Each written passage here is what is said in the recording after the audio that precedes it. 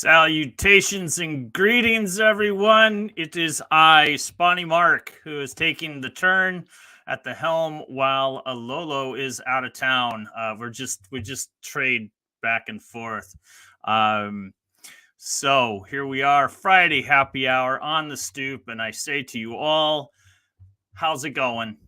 How's it going, John Garside? Evening all, MOT, Mott, marching on together.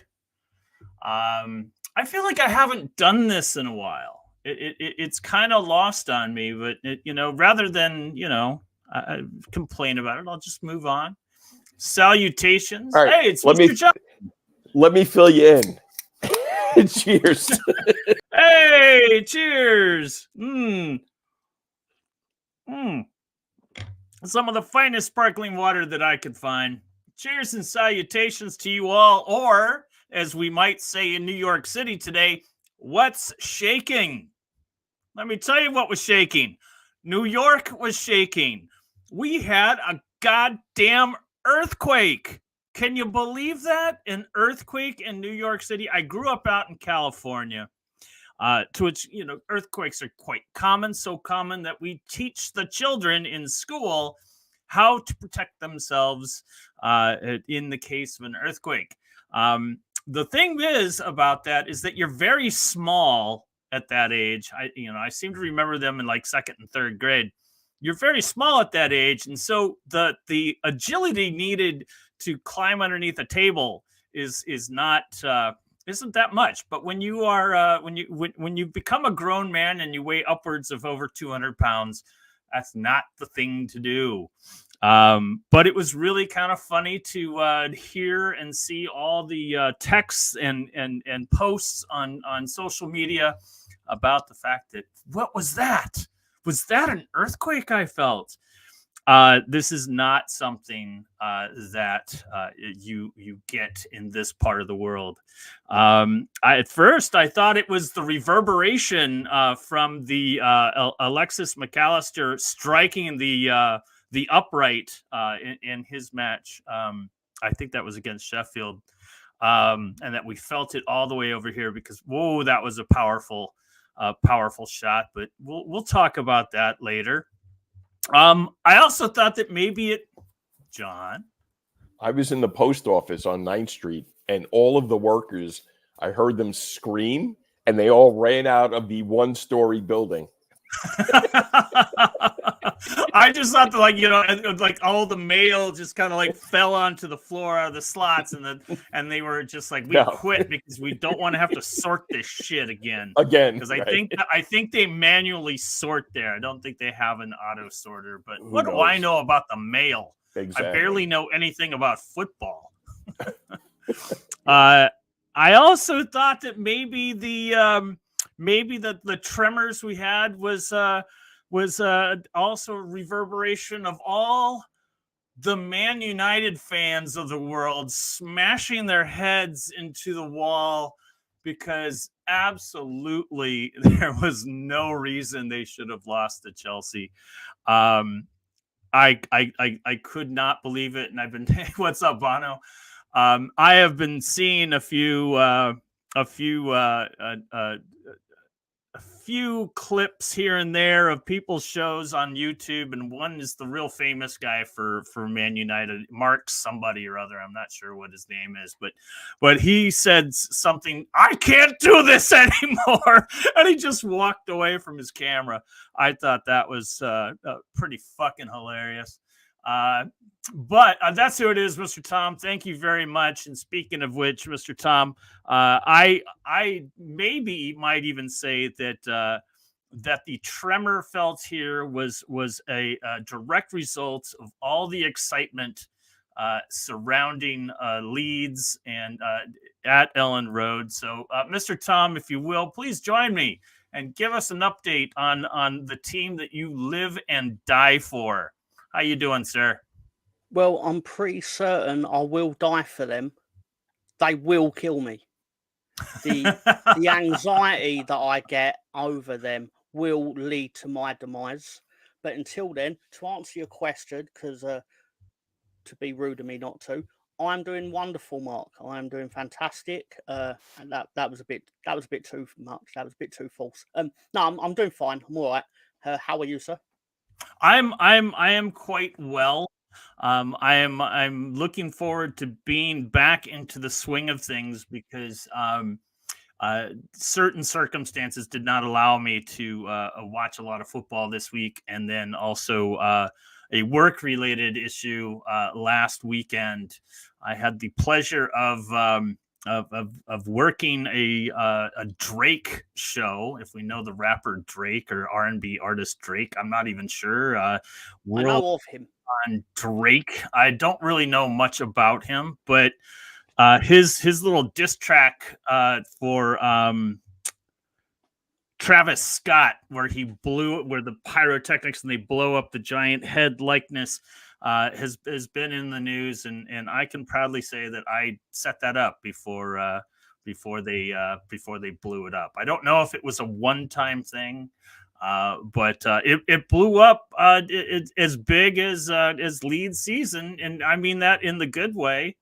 I see lots of chatter on whether or not it's going to be playoffs for Leeds or if it's going to be an automatic, guaranteed promotion. I think it's going to be an automatic promotion. I think you guys keep slugging away at it. What's your thoughts there? I want to. No, go on. Sorry, Mark. You were saying? No, please. I was realistically, I do think we're good enough for top two, but there's always that thing in the back of my mind where I've been disappointed a lot before, so I'm more used to like the worst case scenario. But like, for example, my major irrational belief is that Ipswich will win next year's Premier League because they just somehow managed to. Well, they were in League One last year. Look at them now. Right. They just managed to outscore everyone somehow. But anyway, enough on that. I feel we're in good position. We've got games where arguably we should be able to win out. I believe is the expression in America. That is indeed. Tomorrow's going to be a difficult game, arguably one of the more difficult games we have left on the slate, an away trip. But we have enough to get through it because I don't want to give you post-traumatic stress over it, of course, but our opposition tomorrow will probably have one eye on a contest that isn't us. And which one is that? Well, the FA Cup semi-final, unfortunately for yourself. They'll be obviously having an eye on Manchester United. Oh, jeez. Right, they get to play. They get to play again, which means they don't. So does that mean they don't play this weekend? If they are in the semi-final tomorrow, then no. The semi-final's not tomorrow. Oh, I thought you were. No. They're in the semi-final, so they'll be looking ahead to that. They'll either be playing for their places, or they'll have like, I don't want to risk getting injured because I won't get to play at Wembley. I hope it's the second one, personally. Excuse me. For some reason, it's like when you're in a snooker hall and then all of a sudden you'll have the urge to start coughing. Right. I think it's like a case of that. I think they're all a bit hurt right now. I think they're all. If that match didn't leave them all butt hurt, I don't know what would. That is just unexcusable to see something like that, and it cost me a pretty penny. I should have tuned in on last Friday, but I was working the late shift. I should have tuned in last Friday or at least spied the betting in the dark, because then that at least would have guided me a little bit better than what I did. I did have Chelsea as a draw, and I did have Cole Palmer as a scorer, but it definitely didn't. It didn't end up as a draw. But going back to Leeds here, you guys have what, 8 matches remaining on the season? That sounds right. I'll happily double check it. And I think right. think you have three home matches remaining. And the last time I checked, y'all were undefeated at home this season. We have 6 matches remaining. My apologies. Right. So yeah, half and half. Yeah. Okay. So what do you think? What are the odds of Leeds becoming the Invincibles of Ellen Road? I have this habit of like saying things and then regretting it, but I can't see why we can't remain undefeated at Ellen Road. That Leicester game was enough to let you know, on extenuating circumstances. There was enough in that game to let you know that we can take anyone on. Yeah. There. Yeah, I think that was the last Leeds match I watched. You guys were very impressive. We weren't even good against Watford. And in my opinion, we weren't, sorry, this is a spoiler for Sunday when we go over it. I don't think we were particularly great against Hull either, but we won that one and we didn't lose at Watford. And so it's a sign of a good team when you're not playing well, when no one's beating you. Right. You know, so you get Coventry next. They're a pretty damn good team. I mean, Wolves played them in the FA Cup, and oh, look at this! Oh, a lovely little chart versus the remaining matches. We all love Leeds crew, best in the business. Ah, I see the logos now. Is there some sort of crossover? Arguably, there might be. Arguably, absolutely. It's all just an incestuous group here between the Stoop and. Please don't say that word. Okay. That word. Don't say the word group. Because the idea of me and Mr. Tom somehow, I don't know, being related. Hey, yeah. We're all related somehow. Through the, at least that's what I was taught in my anthropology courses, as I, because I really use that. No, but Coventry gave Wolves a bit of a challenge, and they do score a lot of goals. They're quite a quite impressive group. I'm trying to who's their striker? Do you remember, Tom? Right. Hadji Wright, he scored the most goals in 2024, I believe. In England, not just the Championship, in England. Yeah, I think he scored against Wolves as well. And then quite an impressive goal at that. One that kind of had the Wolves faithful a little shaken, because I think Coventry scored first, but it just seems so long ago. Yeah, so I'm hoping that match is, I'm hoping it is on ESPN Plus or in some reachable stream so that I can watch it alongside I'll Wolves. Let you know now for free. Sorry, I don't want to interrupt you. That was rude of me. Sorry. But we are not on TV in England. It's a rare occasion, to be fair. Really? How do you guys rectify that? I mean, do you guys is it like on a replay a little later on? To be fair, some teams have like what's called the iFollow, where like the Football League make it like you pay a subscription or a one-off fee. Admittedly, I don't have it, but some teams have that. Leeds are not a team that has it, so generally it would only be available if Leeds were the away team and someone else had. Like, for example, I think Swansea City have it. I don't know if Coventry do. So there may be an outside chance of people being able to watch it, but otherwise it would be strictly not legal. Yeah, I know we've said this before on the show, but I'll just reiterate, because we all know how much I love to repeat myself. But I find it just absolutely strange that I can watch more Premier League and championship football in the States than most people in England can. That just shocks me to no end. But I don't know.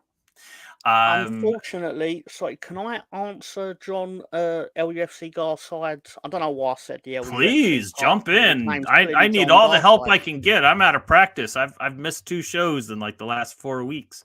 I mean, his middle name isn't our football club's initials, I imagine, so I don't know why I say it full. But anyway, to answer John's question, Coventry are 4 points behind Norwich in 6th, which is the final playoff place for context. And they have got a game in hand. So I can't see them trying to do Leicester any favours, unfortunately. Plus, everyone tries to win the We Beat Leeds trophy. Right. As you said that the that your squad is when people play Leeds or teams play Leeds, they treat it like a cup final, which I think if anything that's quite flattering. Yes, it's quite frustrating because these teams will play Leeds much harder than they might other teams, but it's still very flattering to be able to hear that like all your opponents treat your squad as a cup final. You know, I don't feel like anybody in the Premier League treats the Wolves that way. I think anyone believes, we can get them. As Burnley tried just a couple of days ago. A lot of teams, Mark, you'll find a big irrational thing in football is everyone thinks that everyone tries harder against their own team. It's just everyone will think it. Like, for example, sure, okay. My mate Ryan at the Mr. Arsenal podcast, he will believe that everyone plays up for Arsenal, and it may be true to an extent, but that's because you're a good football team. It's not because you're Arsenal. That's quite it. You know, because if you don't play up against Arsenal, you're going to get smashed. Yeah, exactly. As many teams are learning right now, including Luton, not too, but a couple of days ago. So Tom, I'm gonna pose this question to you. Please. If your squad, if Leeds United was in the Premier League this season with the current squad, how do you think you would do? I think we would. I still think we'd be in a relegation battle. I'm not delusional to that because there's a lot of games where things have happened where I sit there and think we'll need to replace half this team upon promotion. Mm-hmm. We have a big squad, like there's good squad depth for the Championship, but for the Premier League, you'll get punished. And there are elements of the squad. Like, David Villamartin, for example, like I was asking him, how many does he think we'd need to... It was on this show. I mean, and he said about 6 or 7. Apologies if that turns out that I've misquoted him and he said 5 or 6, but the point was made. It's like, because we can't afford to make the mistake that we made 3 years ago, where I think there was a lot, because we hadn't been a good or even second tier successful for a long time. There was an attachment to the players that did get us over the line, like these mythical figures of like, not Pablo Hernandez, like he's great, but I mean like your Bamfords, your Dallases, you know, the status quo that are still here. And there's an element of it where I think we've got to be more ruthless. We can't afford to be too sentimental over things, because at the end of the day, this will be the second team that's gone up in 4 years. Like, I don't mean to sound arrogant when I say that, but you've got to treat it like that to a degree, because then say it goes wrong and we're back down again. What are we going to have another group of legends that went up and then failed or whatever? Sure. A whole new group to kind of fall in love with, because you know that seems to be the case for me when Leeds came up the last time and we had James on, and there was like there's that natural excitement that came with it, and it's this player is great and this player is great and this player is great, and then as you know the first season, it being the lockdown season and no fans in the stands, and you could actually have communication between players on the pitch. I think there were teams that did quite well. The following year it gets a little tougher, and then suddenly certain players just aren't so good, and then Bamford gets hurt, and he's got the injury bug for what seemed like 2 seasons. Yeah. Not to mention, everything Stuart else Dallas that as well. comes with a Premier League season. It was kind of funny because like the second season, I remember everyone just talking about Rodrigo and how old he was, and he wasn't as fast, and he was never that good. And then the season that the season that followed, he actually had a very, very impressive season while he was healthy. You know why that was, Mark? It's because we played him in his correct position. See, that's exactly. Who are the players on the squad now that who do you see who's like, no man, we can't get rid of them, everyone else is expendable, but these players? Well, the player that will, in my opinion, be worth the most money is Crescencio Somerville, but I wouldn't necessarily name him as the player we couldn't do without, because the players around him at that end of the pitch are so strong in general. Mm-hmm. Whereas I think like Ethan Ampadu and to some degree Joe Rodon, I think they're key linchpins in the side. And this will sound really silly, but Ilya Gruev, who we got from, I think we got him from Werder Bremen or somewhere like that, but he's from Bulgaria. Sounds about right. Yeah, but he was a player who, when he won his place in the team, he kept himself there. And then when he got injured on international duty, it feels like the team doesn't have the same assurance or protection in midfield. I could be totally wrong, but it's just the feeling I get is like there are a lot more quiet moving parts in the machine compared to like the 17-goal striker. Right. Yeah. You mentioned it. You mentioned Ampadu, and that was a player that you guys got on loan from Chelsea, I think, right? No, we own him. We've paid. You own him. I thought it was a loan situation, but okay, so you own him. I was really excited for Leeds when you guys got Ampadu. But more importantly, I think I was more excited to see you guys get rid of some of the dead weight, which unfortunately were some of those Americans. Weston McKennie was just not ever going to fit with Leeds, even though it was that American experiment that went wrong. And a lot of football fans here in the States were like, well, if Jesse Marsch doesn't work out, that just means that it's just going to lose more and more interest in football in America. And it's like, I don't know if I buy that. We got the World Cup coming up. I want him to get a job because he's done a lot of talking, and I want him to apply all the stuff that he claims that if certain things had gone a different way. And I agree with him to a degree, because I think he lost a lot of games by just coming out on the wrong side of like a close margin, or like one element of the game didn't go in our favour and things like that. But at the same time, that happened a lot. That happened too many times. Right. So I don't think we should have sacked him. Well, no. Sorry, it's a more difficult question. I don't think we should have sacked him when we sacked him. But I think if we had have sacked him, it should have been a lot earlier. Basically, it should have been before the transfer window started, not the first game immediately coming out of it. That's the way that I always felt about it. Yeah. But for me, it was the case of that it was done after the fact. And I just felt, and I again, because I love to repeat myself, I felt that it was a case of, by firing him before the end of the season, he was almost absolved of all his errors and all the bad decisions he made and everything, because there was still enough time to where he could have said, well, I would have kept him up. I had a plan. I'll tell you what his worst decision and they fired me, so they got what they deserved with Big Sam.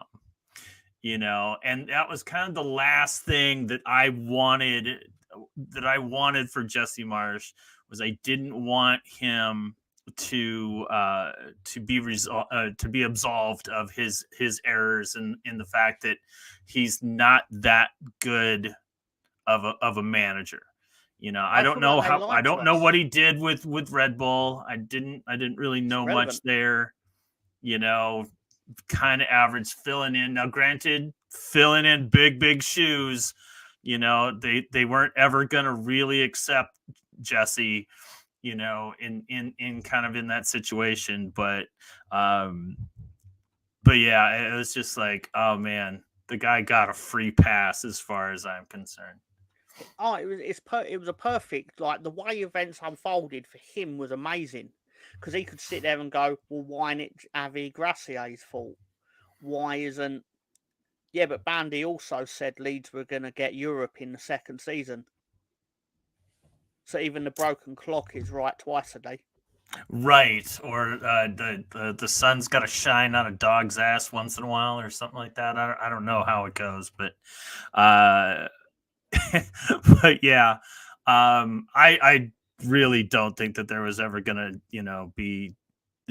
I mean, it's always Europe is always possible. I mean, shit, we Wolves have kind of thrown it around a couple of times, and I was like, oh no, we don't want to go to Europe. Yeah, but you actually qualified for it.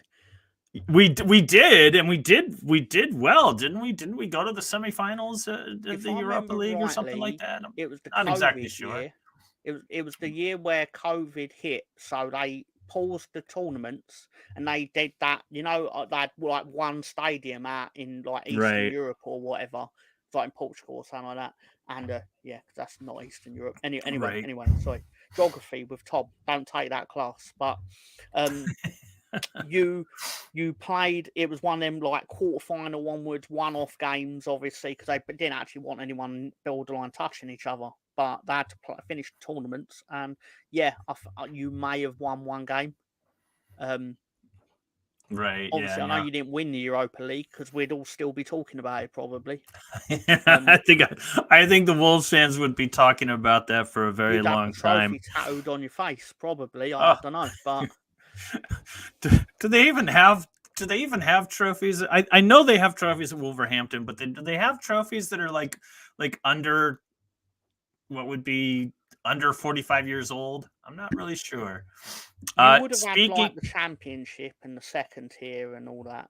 yeah, I suppose there would be those. Those are like little Cracker Jack trophies. You eat a box of Cracker Jacks, and oh, hey, look, a tier 2 trophy. But speaking of trophies, there is one at stake at the end of the Premier League season that 3 teams are vying for. And I'd like to kind of kick things off with the top of the table, and that would be not Arsenal, but Liverpool. And I see him on the wings waiting. But if we could bring in Dirty Diaper Chris, there he is. Yep. Dirty Diaper Jersey, what's shaking? I just looked it up. The Wolves, I'm saying it too now. The Wolves. Won the league. That's what we love. Won the League Cup in 1980, so 44 years ago. Yeah. Last major trophy.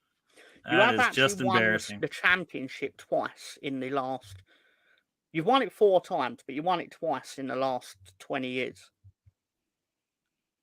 Obviously, that means you got something like relegated that. once, but well, hopefully we're not relegated anytime soon. And all you Premier League teams out there that are throwing rumors around saying that Gary O'Neill is gonna leave for Man United or God knows where, please stop. Gary O'Neill ain't going to Man United. He's ours. We finally have an English manager. Can we enjoy that for just a little bit of time? Or do we just have to be? Or are we just like guaranteed Portugal's you're still AAA squad? You're still only 3 points out of Europe against a West Ham team that's played one more game than you. I mean, I know there's multiple teams between you, and I know you don't want. And I know you don't want to go. We're too thin, as it has shown. We had, our front line has all been injured. Hopefully, coming back against West Ham, with the exception of Neto. Neto doesn't come back, and it's like a double-edged sword for me with Pedro. It's like on one side, it sucks that he's not here to help us finish the season, because I think we would have pushed really hard, maybe for that 5th spot. but also Wolves. You know, a lot of teams are not going to be so quick to want to sign Pedro Neto because he is now proving to be just ridiculously injury prone. Yeah, I don't know. So, Hey, Chris, have you? What's your whatchamacallit earthquake story today? At first, I thought our washer and dryer was on the fritz because that's what it sounded like. And then the second one, my daughter's like, it's shaking. And my wife's like, no, it's just windy outside. And like 5 minutes later, it's like everything pops up that there was an aftershock. She's like, yeah, 5-year-old smarter than all of us. So, I mean, I honestly thought born smart. They're all born I smart. live in a and then they really get dumber as they old get older. building. I thought it was going to collapse. I thought my building was like the foundation just was dropping and that was it. Now it's like shit. This is how it ends for me. You know, Chris. The funny thing is, I was out I had drinks with coworkers last night, and we ended up talking about the earthquake that New York had. It was like 12 years ago. It was like in 2012. And we spent probably 20 minutes talking about that day because some of them had worked It in was like you. Trade Center during 9/11, and some of my coworkers like flew out of the building. I wasn't in New York during that time, so I was like on a phone call, and I was like, "Yeah, I think the building's shaking right now, like an idiot."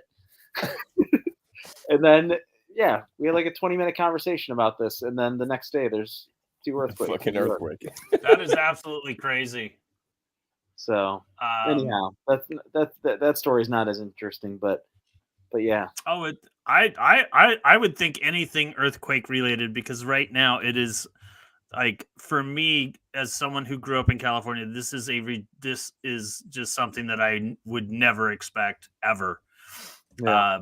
You know, and just to have that, and it's like I said, you know, I live in a very old building, and I thought my building was collapsing because it didn't make earth. And then like when it stopped, I was just like that was an earthquake. Yeah. You know, which quite crazy. Someone had, I think it was Cantac that joked that it was the reverberation of the McAllister coming off of the upright, or not the upright, but the crossbar. Different sport upright. Chris, you pleased with Liverpool? You pleased with that match? I don't like going down every game like I feel like we've done a lot the last 2 years. But we don't seem to give up a second goal very often. So, well, in this case, it was an own goal. So, which I don't know. The goal was really weird to begin with. You know, I mean, well, I guess we didn't go down. Did we go down early? No, because I think they drew. Yeah, they drew on the own goal, and then you guys scored 2 more. So, the McAllister goal, and then who was it? I'm pleased, but I still Gakpo on the header. That was awesome. There's still something a little like I'm still a little. I mean, they could win out, I think, but I'm still skeptical. But I'm skeptical of the other 2 teams as well. I don't think anyone's that comfortable. So I mean, it's kind of hard to say. You know, I mean, everyone's still in it. I mean, obviously, Arsenal has like a pretty big goal differential lead at this point. But you know, I hesitate to even look at the remaining schedules for the top 3 and go, oh, you have the easier schedule over this team.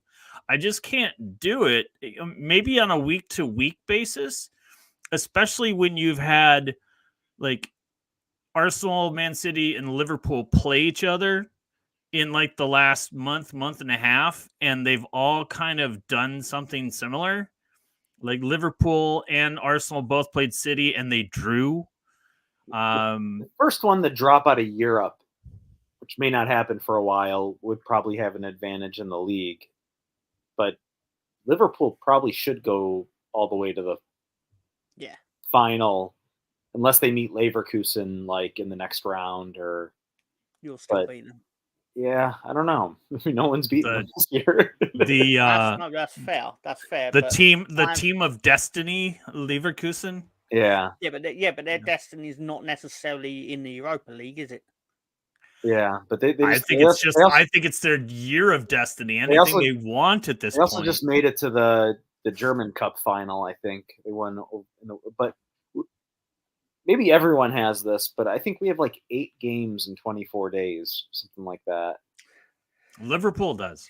Yeah, Welcome to being a big club that does well and tends to get to the business end of the season in many competitions.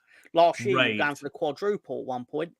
yeah. But Yeah. At this time last year, you were going for the quadruple, I imagine, because you won the League Cup, didn't you? yeah, we probably have a couple of more injuries than the other teams on average. Robertson's out. Trent's been out for a while. Jota's not back. But I mean, I don't Is know. Jota coming back? I don't know. I don't know when. I haven't really heard much. Has Klopp started complaining about the amount of games in a short space Oh, of he time will. yet? Well, No, because that's his special move, isn't it? Like, because he was doing it last year, and I was sitting there thinking, keep in mind, right, he's already on my list because he got Pascal Stoic sent off 3 years ago. So he's on my list. Okay.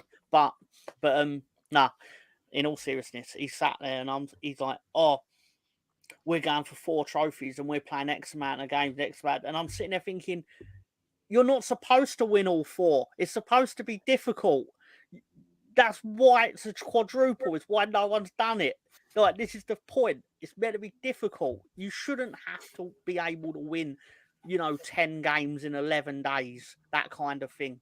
And that's not literally it, but he's sitting there like, oh, it's like a conspiracy again. It's like, no, because teams generally don't get this far in the season and still be in everything. The schedule thins out naturally. Yes, Right. exactly. Yeah. Exactly right. Like when people go, the championship schedule is brutal. It's like, yeah, but that's because you tend to not be in the cups come April. yeah. I mean, what do you? I mean, I don't think he's. I don't think. Sure, everyone complains, but there isn't a solution for it. It's not like you're pulling teams out of the Premier League and various leagues around the world or around Europe to play in. Well, there are a few in the Champions League, and then you just like bring everybody else out to fill those spots. England's the only major country with 2 cups at this point. Mm-hmm. Like, that's the truth. Is though they would never get rid of the FA Cup, and the FA Cup is you play those games in the back half of the season, and the League Cup in the front half. Like, mm-hmm. No, but I only want to get rid of the league. Countries only want to get rid of the League Cup to facilitate the big clubs that want to free up space to play in Europe for the actual money. Right. Like, there's no like altruistic like method behind it where they're like, oh yeah, just rest our players. It's like, no, it's so you can be ready to play the matches. You can do minor that you make things money like out of. get rid of FA Cup replays. Just go to penalties in those games. Yeah, I think that's wouldn't a be anti prudent that. move. The League Cup semifinal or doesn't need to be 2 games. Like, there's a couple of things you could trim. No, but the thing you got to keep in mind, Chris, is, and I only know this because I read an article about the League Cup. Obviously, keep in mind all the money generated from the League Cup goes to the EFL compared to like the FA Premier League and all this. So to the EFL, most of its money is generated by the games at the Big 6 in the Premier League playing the League Cup. Hence why they would want a 2-legged affair, because they wouldn't want to risk, like the year Bristol City got to the semi-final and lost 9-0 to Man City. Well, they wouldn't want to risk that game being played what I would do? Ashton Gate. I would just always make the FA Cup matches at the lower, like whoever's lower in the table should be home. Yeah, but the EFL wouldn't want that because they actually want the revenue. They want the. I get what you're saying. Like they want to have the teams feel like there's competitive advantage, but at the same time, the EFL were like, we actually get 90% of our revenue from the Liverpool Chelsea final kind of thing. Because obviously that's one of the biggest money making matches available to the EFL, is that if two big six clubs make it to the final. But I don't know. I don't know. It looks like Scooby D2 has a bit to say on this matter. He says, "Stuck record." I'm guessing that means broken record here in the States. You could just fuck Champions League and Premier League off, go back to how it was. It tilted everything further, spoiled a lot of the many. They won't, but yeah, I'm just learning. The League Cup at all. Say again. I don't think they should get rid of the League Cup at all. I do like, because at the same time, what annoys me about it when the big clubs say, and I'm going to sound like I'm anti-big club. What annoys me about it is when they say, "Oh, there's too many games." It's like, yeah, but you still go on your tour of America in July. Yeah, like you could rest your players in that period, but you don't. You go where the money is. Right. Yeah, so yeah. You don't care about the welfare of your players when it comes to going to Hong Kong. Yeah, but the managers aren't the ones that are forcing the teams to do those tours. It's the owners, right? So like when they're not, I think it sounds like they're complaining to the FA or to the leagues, but I think collectively they're complaining against what the owners have put in place. It just doesn't look good for the manager to tell their owner to fuck off. So it's kind of, you just shoot it out into the ether. But like in reality, it's the owners, right? Like, they're the ones who make, I presume. Ether was last Sunday. Ether. Ah, Oh, I was working on Ether. No, it's kind of like, you're right. I mean, as far as like somebody saying is just like, you don't necessarily have to be playing all summer long in these exhibitions, and it is done for money. And a lot of the times they're coming to the United States, and there's lots of money there, because again, I mean, how many teams in the Premier League are owned by or controlled by US or have a controlling stake? There's quite a few, isn't there? Portion, I'd imagine, yeah. But it's also, there's so many, all the governing bodies are competing with each other because like FIFA wants a bigger tournament than UEFA's, so it's like they're all just in a that tournament's going to be amazing when it rolls around, though. Everyone's going to say they hate it and it shouldn't happen, but everyone wants to be in it because the prize money's going to be massive. What, that FIFA, the new Club World Cup? Yeah. Oh, I haven't even heard about already that. trying to get Juventus thrown out of it. Yeah, they're not happy. I forget what they qualify for it. I don't even know how the qualifying works. It's I listened to it once. In a nutshell, the spaces will tend to go to the champions of, basically the winners of the Champions League over the rolling 4-year. Don't recall getting political. Anyway, basically Chelsea, Man City, and whoever won the Champions League in the 2 years before. Can't remember. Real Madrid and someone else. And Bayern? I don't know. No, it was the year after Chelsea won it. The year after Chelsea? Was it Liverpool? Liverpool won 2019. Never mind. No, not. It starts from 2020 to 24 or 23. So 2020 was Munich, I thought. No, 21 to 24. Sorry.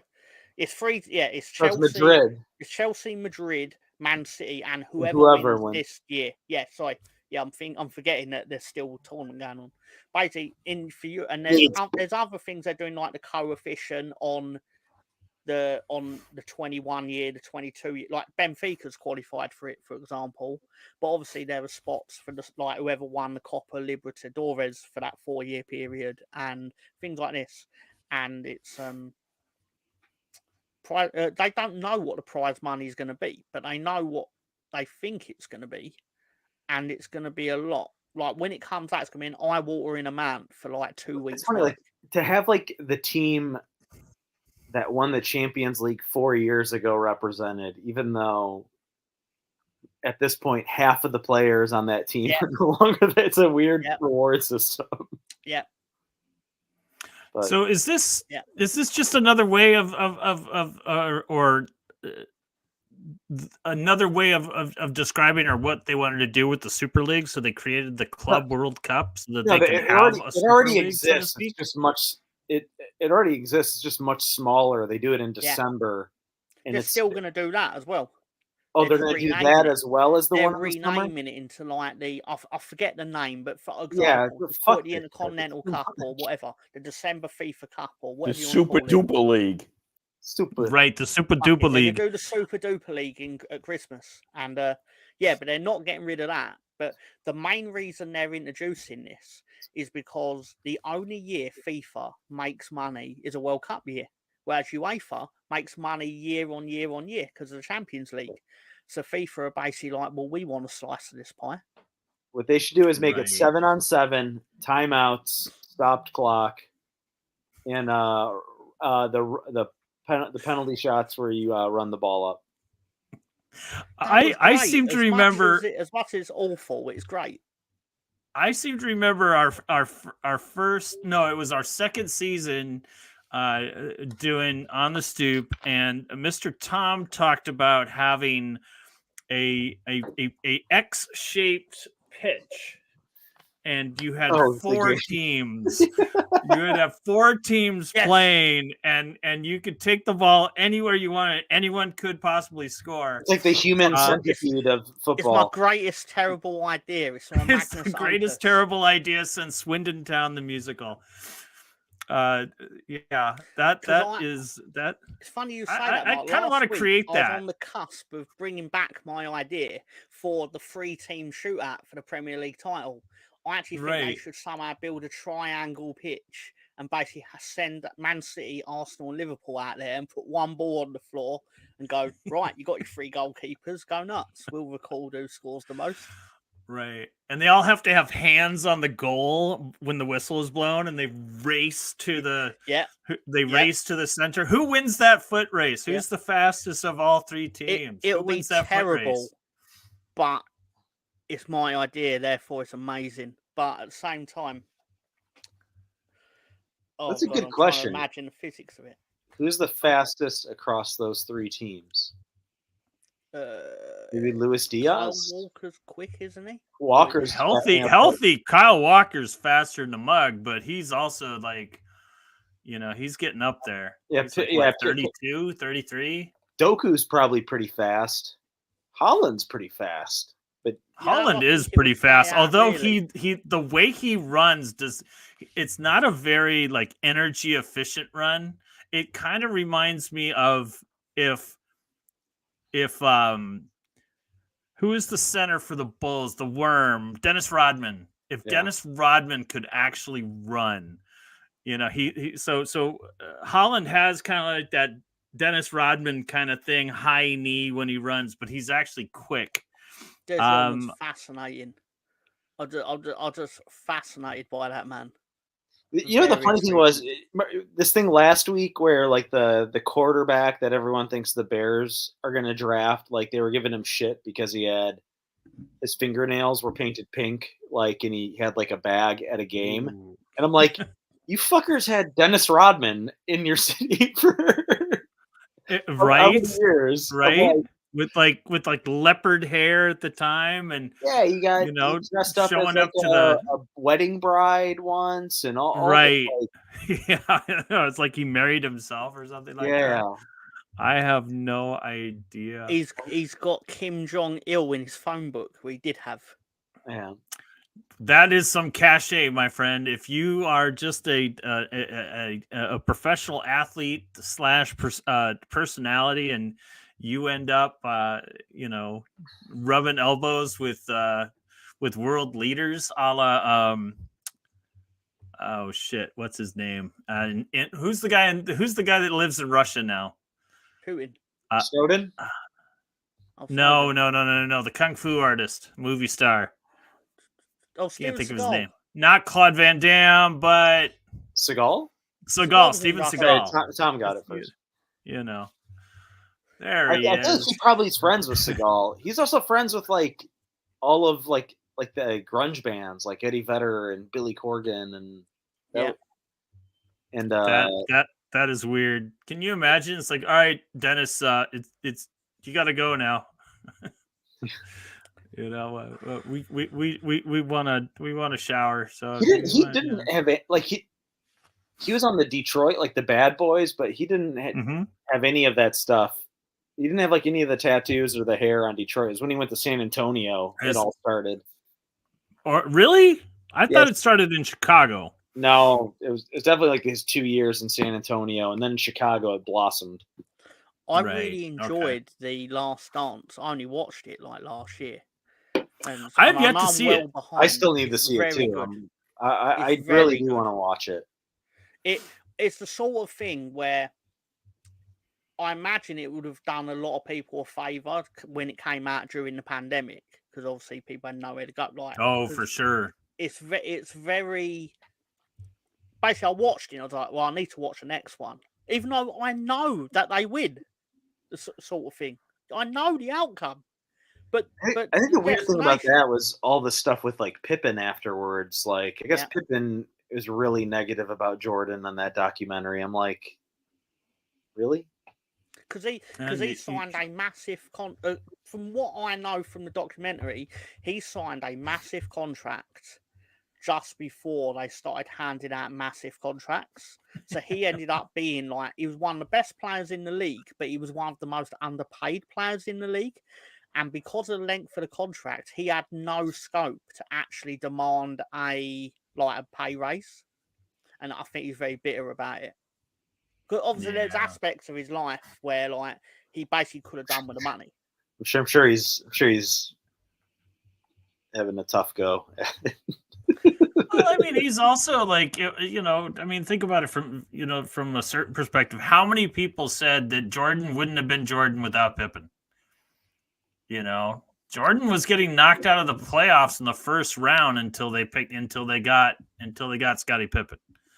And then after that, they were unstoppable. That inside outside sort of thing, you know. One of the funniest things Rodman did though, and it's in the documentary, is that he didn't turn up for training one day and didn't tell them, because it turned out he was going to be on WCW Monday Nitro that night during the playoffs, the playoff final. The final series, he was basically like, nope, they're paying me a load of money, so I'm going to go and stand next to Hulk Hogan on TV. Right. And it happened. And they were furious at him. And he was like, I don't give a fuck. If you were getting $2 million to do 3 nights work or whatever, you fucking miss training as well. I miss the 90s. Yeah. Well, speaking of wrestling, it's come across in some of my news feeds that The Rock is coming back. And not only that, but he's kind of doing a Hollywood Hulk Hogan sort of thing where he's not going to be The Rock, he's going to be the final boss. Is that what I've read? Well, yeah, that is exactly what they're doing, because he's like the CEO or something in real life. So of the wrestling organization. Yeah, they've given him a job and everything. I mean, he's still doing movies and stuff. I did not know that. I mean, I knew that McMahon was out and that like he sold it. Said about what he was up to. Yeah, I never liked that documents are out there. You know, the more I learn, the less I want to know. Speaking of movies, it still doesn't look like Lolo to me. It looks like he's joking a blow-up doll. I know, with those lips. It's like a really bad sex doll. And it's just like, who actually, the sex doll actually got paid more than Lolo. Yeah, just for this scene right here. The sex doll's name is Blow Blow. Blow Blow. That's awesome. Wow. Oh my goodness.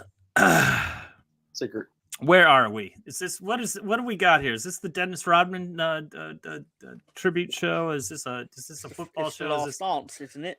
It's the last dance. Yes, sir, Dennis. Give us all a hand. Who do Leeds have this weekend? Coventry City away. They're a little tricky, right? They're probably one of the more difficult games out of the ones we have left. So Yeah. I am certainly not going to not treat them with respect. So, I mean, don't matter how I treat them personally. I'm not going to be out there playing a football match. But do any of the top three play each other in the last? No. To my knowledge, Ipswich Leicester play will Southampton? play. No, Leicester play Southampton. Leicester Ipswich plays played Southampton on Monday, and it was infuriating. Yeah, the buzz. You guys were not happy. You guys were not happy. I think at one point I had to turn my phone off, and I turned it back on. There was like 200 text messages on the Leeds United thread, which was absolutely hilarious. And I was like, I'm not reading any of these. This is far too much work. You know, and I think most of it was like, I think it was mostly Villa Martin. And Ian. Ipswich is got away at Norwich, so that can always shake shit up. That's a big rivalry. I kind of need it to. You need at least a draw out of that. You need what's his name, Josh Sargent, to score. He scored in 8 straight games. I think so. Yeah, something like that. He didn't score Monday at Leicester. Fuck. All right.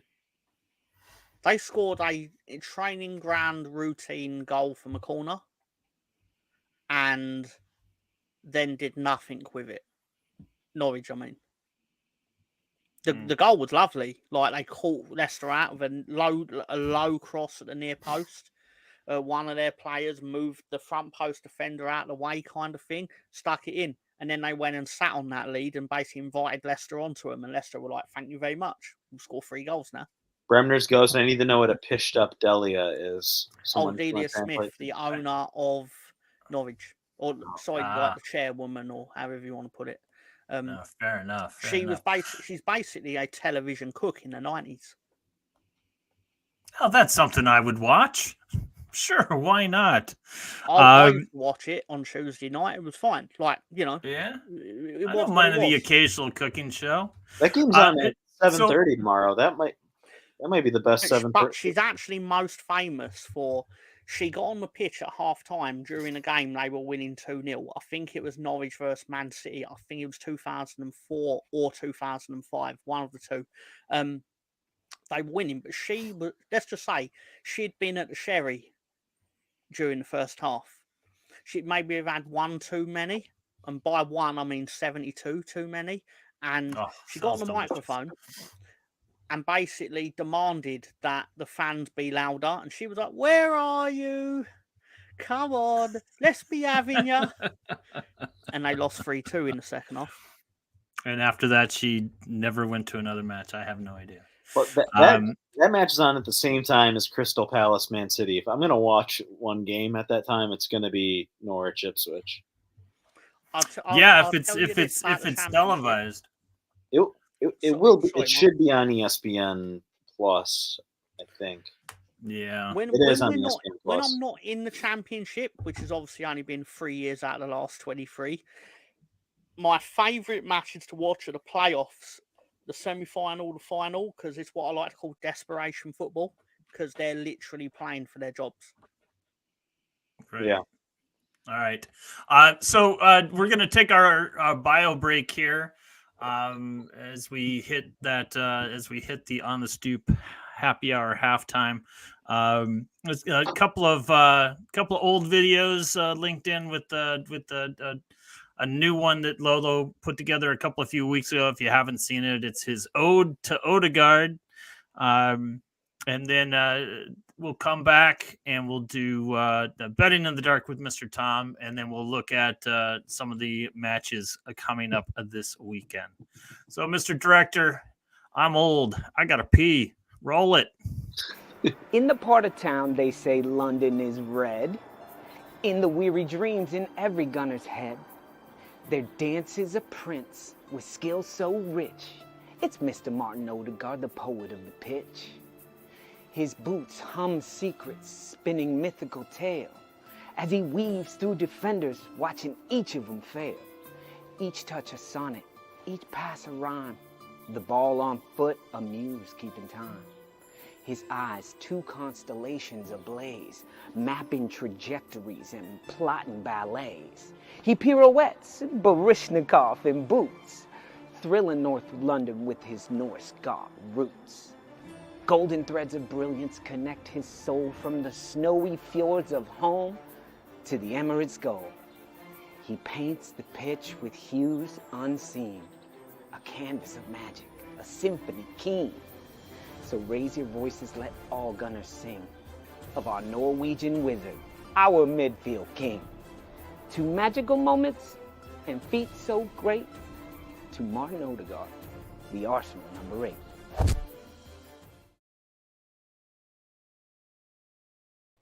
One internet show combines a picturesque Brooklyn neighborhood, the most popular sport around the world, some cameras, microphones, and attitude. News 12's Dan Serafin tells us about On the Stoop. If you're a soccer fan in New York City, you probably look back fondly on getting together in a large group to watch a game.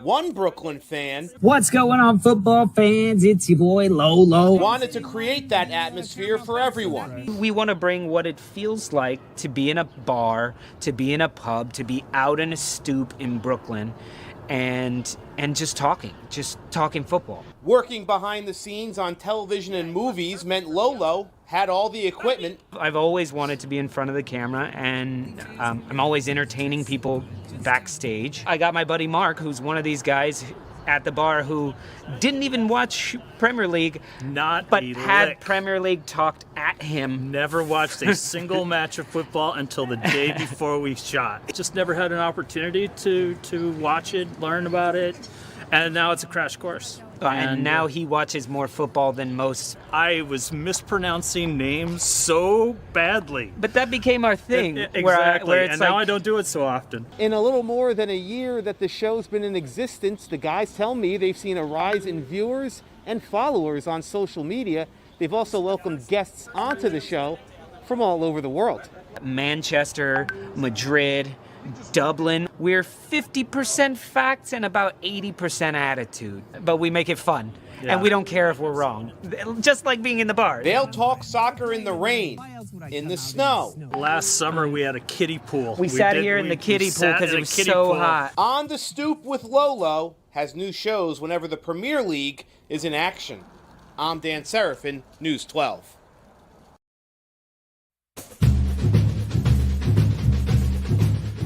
On the Stoop, hola, ¿qué tal a todos? Soy de Nilsson, desde Brasil, desde aquí del Estadio del Palmeiras. Mando un saludo a todos y mucha salud a nosotros, ¿vale?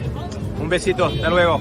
Hola Lolo, soy Nilsson, ex-jugador de Brasil, de Lyon, de Barcelona. Estoy pasando por aquí para saludarte a ti y a toda la gente que te acompaña en el programa. Fuerte abrazo, Dios te bendiga. Hola, soy Zé Roberto, pasando para saludar a Lolo y los seguidores de onthestoopwit. Saludos. Muy simples, ¿vale? Venga. Mira, son dos saltitos. Dos saltitos aquí, dos saltitos aquí, dos saltitos aquí, dos saltitos aquí. Y ahí empieza la cintura, ¿vale? Las manos, los brazos. Es simple.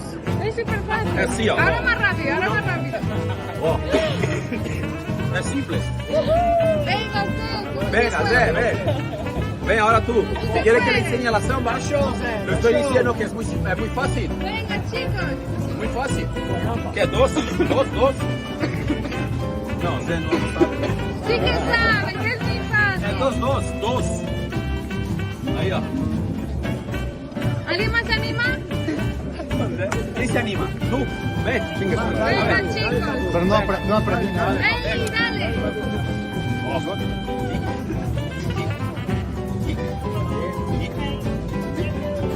Tiene que saltar un poquito, ahí, salta un poquito, ahí, papá, ahí, tiene que saltar, pero no mueve los brazos, mira, Muchas gracias. Bien, bien. Viva Brasil, eh? I tell you, it looks like they're juggling an invisible soccer ball there. You know, and we do need. Somebody pointed out I would like to see me Samba too. What am I trying to say? This is what I'm trying to say. Yes, Those two somebody lads pointed out that crazy good. somebody football. pointed out that we need subtitles for that, and I do agree. And Scooby D2, if I do indeed Samba, it will be with the crown, the cigar, and the Lady Gaga sunglasses. That was a bit of a blast in the past. There I am. I think we A should have little blurry nonsense and subtitles. a little worse for wear and tear in that one. But that was a bit of a blast in the past for me when I ran the test on those to see how that would work for a bio break. And I haven't watched the News 12 clip in a while, and you know, it just I get a little nostalgic for the days where we actually set up, you know, 2 or 3 cameras, and we had the one on the trolley, and we had like a crew, and we tried to hire an intern for like a day. You had the crew. It was me. And it was also Capasso. Yeah, that's true. Yeah. And didn't we have an intern for like an hour? No, that was Liam upstairs. No. Oh yeah. We Well, like interviewed, and then he just never showed up or something like that. I don't know, but those those were the days. You know, those were the days. And then you know, of course, I was wanting to show the Odegaard poem because when Lolo put it out, I was like, he's not that good. And I think we had a conversation a couple of weeks ago that he's just not quite there. Well, I think Odegaard was watching the show and was just like, screw these guys. I will show them some crisp decision-making moves and passes, and I'll even get a goal in there myself. But he was absolutely phenomenal against Luton Town. Now I know it's Luton Town, who always give a good game, but he was outrageous. So I wanted to show the ode to Odegaard because I felt that he owed it. He deserved it. We're gonna need an ode to Foden. Ode to Foden. Yeah, he's got Odin like Odin three hat tricks this season. Odin and Foden. That kind of goes together. Odin and right? Foden. Yeah, good job. Oh. So points. It's up there with the Lingard shin guards. Exactly. and Danny Drinkwater's Drinkwater. Also another blast from the past. Maybe we'll bring those. Danny back. Drinkwater wishes he never left Leicester the first time. Oh God! I imagine his accountant will say, "No, Daddy, you made the right decision, sir." Yeah. Oh yes. Despite what the football community might think, I'm a financial expert, and you did really well to say yes to Chelsea. Yeah, I mean, he won a league, right? Fucking good for him. Yeah, he won the league twice, right? He was on the Chelsea team barely on the Chelsea team that won. Was he on that team? He's because I signed him. Was it the year? I know Conte was. I don't know if Drinkwater went immediately as well. I think so. I mean, I can double check it, but I'm pretty I sure have no idea. This is back when I knew absolutely nothing, and currently I know not much more. No, I would say your contemporary knowledge of the game. I said this the week you were gone is probably better than anyone on the show. Well, I do. I have taken the subject and run with it, and much to my wife's chagrin, I have now I've gone beyond Premier League, where I'm watching Champions League, Championship, the Bundesliga, and La Liga on occasion. So I'm watching, like, if I have nothing to do, which during this early spring and late this is like winter This is like the anti-James take, because I know James is like Leeds or fuck it. I Right. really enjoy watching a game. I have like zero impact on a team I care about. Right. Yeah, I'm It's just like nice to actually watch it. And you're kind of my talisman, Chris. Because what happens is like if I'm not watching a game and I'm not doing anything, if I'm just like reading a book and you chime in and talk about someone who's like, oh, this guy's gonna get sold in in the off season and someone should buy him, and that just tells me that you're watching a game or watching a match, and so I will tune in, kind of like tailing someone's bet, and I guess that's as good of a segue as any. Mr. Tom, are you ready?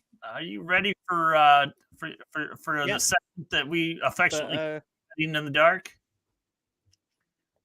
But Danny Drinkwater didn't win it with Chelsea. Signed a year after. Bastard. Oh. Say no. So he made a real mistake. He should have left. He should have left even earlier. Right.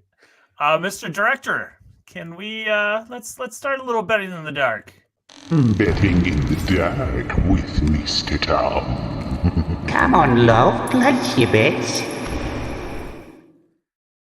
That intro every time just puts a smile on my face. Where's Lolo? Have you seen me? We all love Leeds, and we all love Lolo. We miss him so much, we put him on a carton. This is the On Shaky Ground edition. I don't know what that means, but earthquake. Maybe we'll find out. Going with a nice and simple.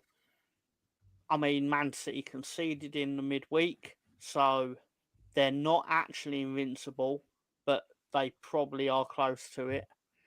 And Palace are fairly strong at home, because if they wasn't, they'd almost certainly be relegated.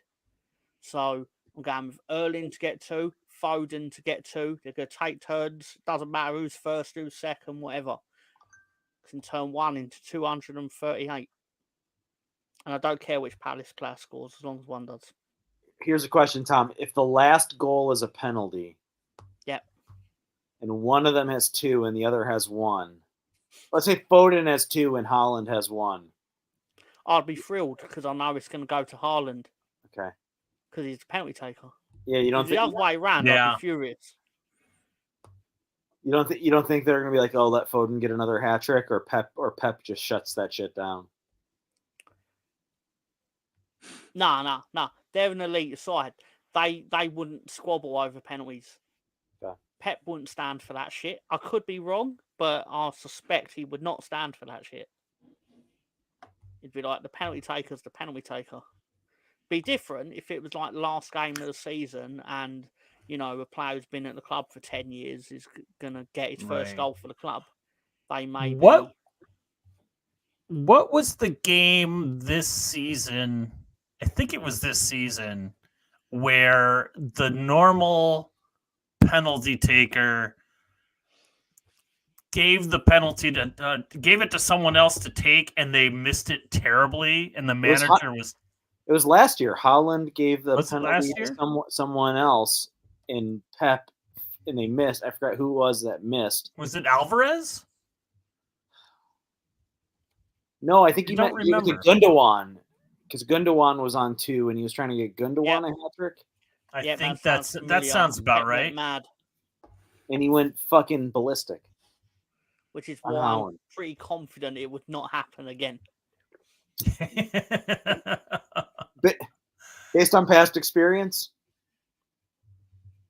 yeah, I think Haaland is upset that the league leader in goals is pretty tight right now, so I don't think he'd give a penalty away. Yeah, I'll say. I Okay, like this it's bet. white. One, because I think Haaland is just chomping at the bit to score. Foden is obviously he's on fire despite he had one penalty. Like he took a penalty yesterday. I'm not really sure. And yes, City does give up they do give up goals. So I like this bet. I just placed it. I suggest, well, no one says that you should gamble. I say if you're gonna, this might be one to do. Thank you very much. I've gone, you know what, not going for nothing major. I just think Arsenal, the sort of team right now, where they're just going to eke out comfortable wins. They're fairly defensively solid. So, and it just seems like it.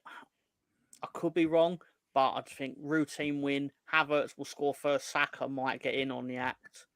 To get yourself a nice Chinese or something for WrestleMania. I'm surprised the odds aren't higher based on how specific you are about because no one else can score, and actually Havertz has to score first, Saka has to score second. I want better odds. I don't know. These are, I'm saying pretty. This is a good bet. I'm just saying I think the odds on this bet should be in the 200 to 1. That's why the odds won't be high though, because they're probably like people might think this is sensible. Not that I want to big myself up here, but seeing as that's what you're implying on what you've said, they're not going to pay out higher on it. Because I think a lot of people are probably going to think similar and pick similar. So they mitigate their potential losses, I suppose, is the best way to put it. Yeah, this also looks good. And I do agree with you, Mr. Tom, that defensively Arsenal is pretty solid. I think Danny Welbeck scores another screamer like he did against Liverpool this weekend. That was a great goal that he scored, man. I usually don't enjoy a goal being scored against us, but I was like, he kicked the shit out of that ball. It was satisfying. Yeah, I felt the same way this season. I felt the same way in the Wolves match with Burnley. I'm not sure who it was. He has 2 last names, and I think it's like Swedish or something Northern European. He scored the goal for Burnley, and it was just a beautiful daisy cutter of a goal. I just like when that the right contact is made and it just fucking just fizzes. It's like the McAllister goal was. I think I watched it on replay like 100 times because it's just everything about it. I watched it a few times myself. That goal was brilliant. That's how long it took me to finish. So I had to watch it 100 times. Well, I think a lot of Liverpool fans' wives became pregnant last night, or have the potential to be. Yeah. And there's my red card. Good night, everybody. All right, Tom, what do you got next? We're going for a big score. We're going for a big money. We're going for a reverse of the FA Cup. So is Jota back? It's an hour earlier, so I'm not necessarily going to claim it is in the lauded 4:30 spot because it's not. But it's Sunday afternoon. Goals. Yeah. I mean, I'll just pick something for a big payout, to be fair. I mean, given that we're on 2 days of rest, I sound like Klopp. Like, I could see a sloppy game as a result. It's very possible. What do you think Man United's going to be mentally for this match? You know, they may just be like, fuck. I think they're going to. If Liverpool can somehow be down 3-2 and win 4-3 the way Chelsea did, just so I can watch more Mark Goldbridge videos, it would. I can't do this.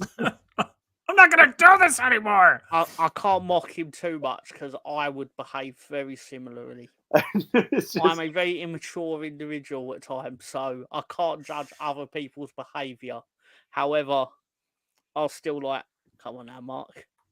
I just watching him in a game that United has conceded is just fucking. It's just great. It's great entertainment. Yeah, I loved it because it was karmatic payment for how they beat us in the last match, where we were up I think we were up 2-1, and we ended up losing in like the 100 minutes, 3-2. But that goal, that I mean, all credit to Cole Palmer. He's had an incredible year. But I'm like, this is like a goal that gets scored on in like FIFA amateur level, where you like short corner it to a person in the box so they can just shoot at a relatively open net. I know it deflected in, but like, what the fuck were they doing? I couldn't How believe do you it. even give away a corner in the 90 plus 10th minute or whatever it was? Like, how were you? Because like, sorry, I'll explain it another way. You conceded in 90 plus 10, so obviously this was my mistake. 90 plus 11. You have the ball. You start off with the ball from the kickoff. Yeah. How have you lost the ball in a minute? Yeah, so I didn't see it live, but like when I saw it update on my phone, I was like, how did they score within a minute? Right. Well, for me, it was a case of the fact that before the corner was taken, I think it was like half of United is pointing at Palmer going, someone mark him. And there was a lot of pointing and no one took the hint, and they just left him wide open. So United fans out there, and I'm sure there's not, but you got what you deserved on that one. He's a fucking hell of a player. I can't believe. I mean, there's a couple of people who've kind of left City and had success, but he's legit. He's probably the best player on Chelsea. Yeah, definitely. It reminded me of when 2 seasons ago, or season before last, when Real Madrid needed 2 goals in injury time against Man City, and they got them. And I was infuriated with Man City, not for betting purposes, but more just because I couldn't quantify how you let in another goal after you let in a goal, considering you have the ball from kickoff. Yeah. Just run the ball to the corner. Or do anything except what you ended up doing. And same thing for Man United. Had to give away the ball. I mean, I'm glad they didn't, clearly, but still, just fascinating. Yeah. This one, I'm not so sure about that bet there. This is a massive shot in the dark. I know it's such a massive shot in the dark that I'm not sure that Jota is gonna be on the pitch. Although he's listed as a game time decision, so he might be on the bench. He could come on, and I think that's why the odds are looking so incredible.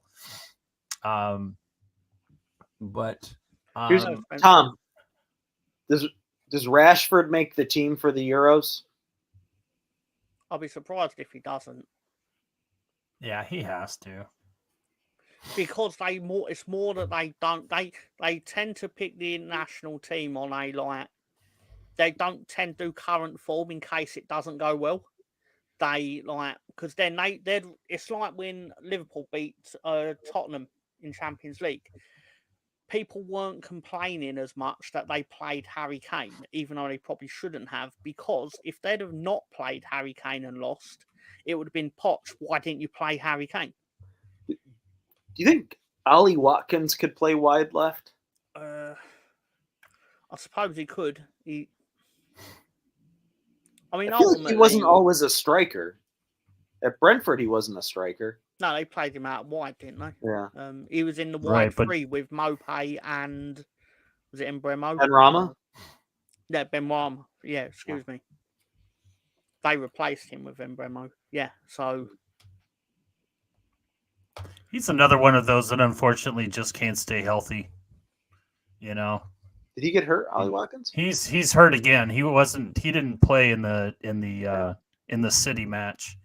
I don't think it would have made much of a difference. I'd rather see him on there the team. He is. Look at Dennis married himself. If he's healthy, I'd rather see him in the England squad than Tony. Dennis Rodman. So That's definitely I gonna- have.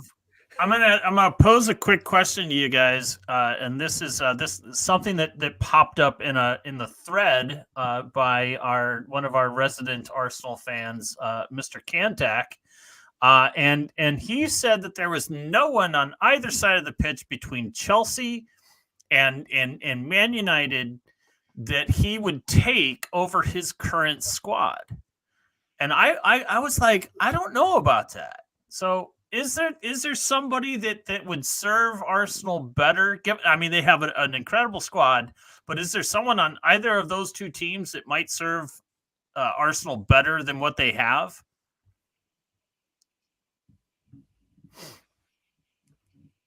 You know, and I always get confused, like in the midfield, where it's like you're not really sure who plays where and who's playing striker for Arsenal. Is it Havertz? Who'd you say, Chelsea and who? Chelsea and Man United. Who's playing striker for Arsenal? Havertz? Man, it's by committee. I mean, Jesus when he's healthy, Havertz. They've even toyed with Trossard there. But for me, and I know he's been kind of more just starting by default because of the injury to Partey, but you know, wouldn't you take like Menu? Wouldn't you want him? Yeah, as like that kid is going to be fantastic.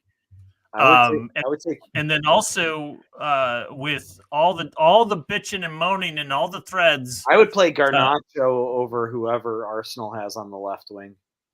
Martinelli. Yeah, I think Garnacho. Yeah, I would too. Better. That was another player that came to mind. I mean, the problem is Cole Palmer kind of plays like Saka's position, so that's kind of right. Statistically, they're almost the same, but you got to give Saka the edge. Yeah, just because of. Sure. But I mean, Cole Palmer. You would take him off. Saka would take him off the bench. I'm pretty sure. Yeah, see that's a whole different ball of wax. But I mean, I'm a big Højlund fan. I think he could start at striker for Arsenal. But yeah. But yeah, I know Ben wasn't all that impressed with him, but I was like, you know what, that guy's gonna do just fine, and it is proven to do quite well. He's young. He's young on a dysfunctional team, and he's got like maybe 13 goals across all competitions. Right? Like, yeah, I mean he's doing fabulous in other competitions. For me, also, you know, a lot of pissing and moaning about David Raya. Would you take Onana? Because I feel he's come along as the season has gone on. He's gotten better and better. Yeah, if you asked me last year, it would have been a no-brainer. I'm very disappointed. I mean, I'm not disappointed because he plays for Manchester United, and I like to see them struggle. But I'm more disappointed because I talked him up. Right. Because I think Inter Milan is really good, and I'm still blown away that they dropped out of Champions League. But no, I wouldn't take. No, I think I would probably take Raya right now. Yeah. But I would take Garnacho. I mean, I know he normally plays on the right wing, but I'm sure he can play on the left wing over Martinelli. Right. Mr. Tom, any thoughts? Nah, fuck him. Man United. Screw them both. All right, so a healthy Nkunku could probably play striker, but he hasn't been that healthy this year, so it's kind of hard to make that point. Right. All right, let's take a look at the upcoming fixture. It's coming fast and furious as you know, third game in a week. We're going to have some tired legs out there, I'm sure, for some teams that are a bit thin. Wolverhampton, for one. You're going to break my heart at home against West Ham. That might be the best match of Saturday, at least. Of Saturday? Yeah. I think, actually, you know, these battles to get out of the relegation zone are always interesting to me. So for me, like I think Everton and Burnley could be an interesting watch because both teams they're kind of equal. They're both very low down on the table, and they're both and Dyche goes home. They're both playing I can't very, think of very, anything very worse. well right now. You know, Vincent Company has Burnley playing. Who should Bless be you. more offended? Yeah. Who should Say be more again? offended at being told they're equal? Everton being told they're equal to Burnley, or Burnley being told they're equal to Everton? Well, I Who think should they be more upset. I think both fan bases and both managers will want to fucking cut my balls off for saying that they were equal. But I think right now they're playing as inspired football as they possibly can. I mean, Everton is coming off of a draw against Newcastle, and The shocking thing Burnley. with Everton is how little because look, they've only given up 42 goals. I mean, they have the best goals against in the whole bottom half of the table. I'm just shocked that they can't put more than one in a game. They have between Calvert-Lewin and Beto and Arnaut Danjuma, they've got people who should be able to score. I don't know if it's just if you play under it's Sean Dyche. I was about to say Sam Dyche. Sam Dyche was the Tampa Bay Buccaneers coach. My right? dad calls him Sam Dyche. I said Sam Dyche for quite a while too. Sam Dyche. Myself. But then we all know that I've said a lot of things on this show. Yeah. That's football. Maybe it's just impossible to play good offense under that manager. But yeah, I mean, I'm actually blown away looking at it. I didn't realize they had conceded so few goals. Yeah, neither did I. But I do think that could have the potential to be a real slugfest or a pacey game, kind of back and forth up and down the pitch. If I was, and I can't pick my own team. Back in the old days when we would do the weekend watch list, and the rule was you couldn't pick your team. I think I might pick Everton and Burnley as a good watch. I think Burnley pulls this out, and I would go like a 2-1 Burnley. Luton Bournemouth, I think, could be a decent watch too. Yeah, I just think Luton is really hurt. They've got so many players out. I would argue that on Sunday you're going to see a dirty one-man team that are absolute trash. And Sheffield United will also be playing in the same game.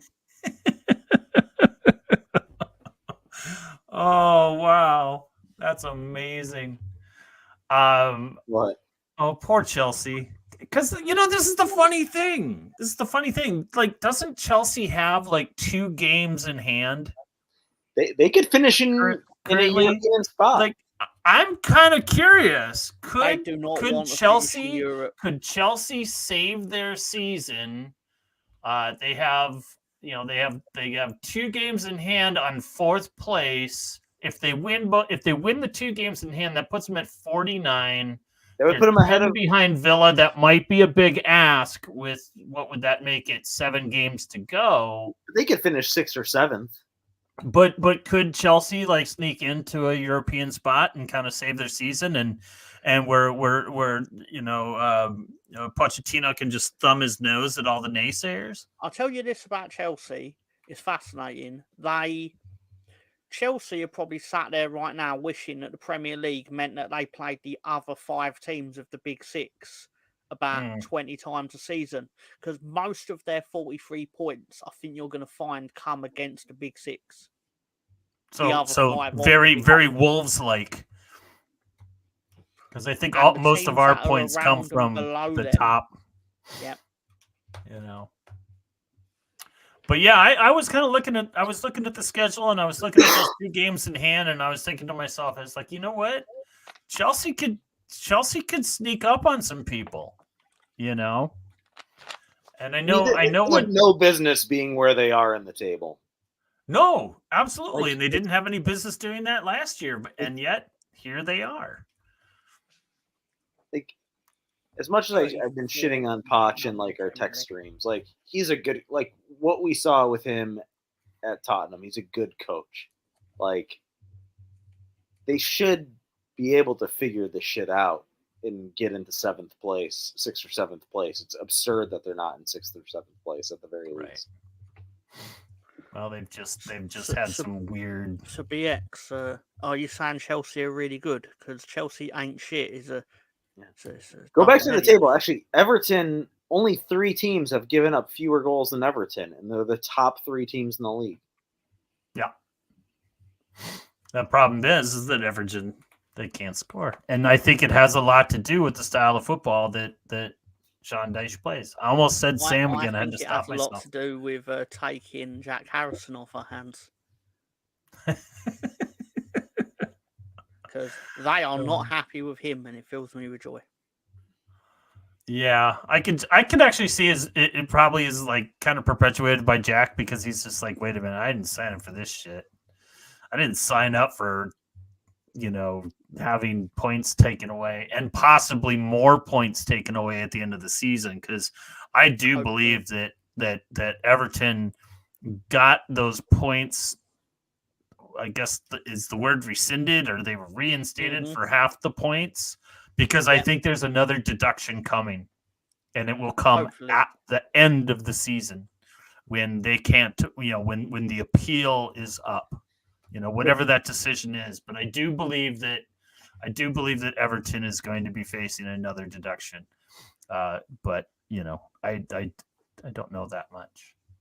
I wonder if United, I'm just noticing them at -1 goal differential. If like that's the highest placement in the table with someone with negative goal differential ever.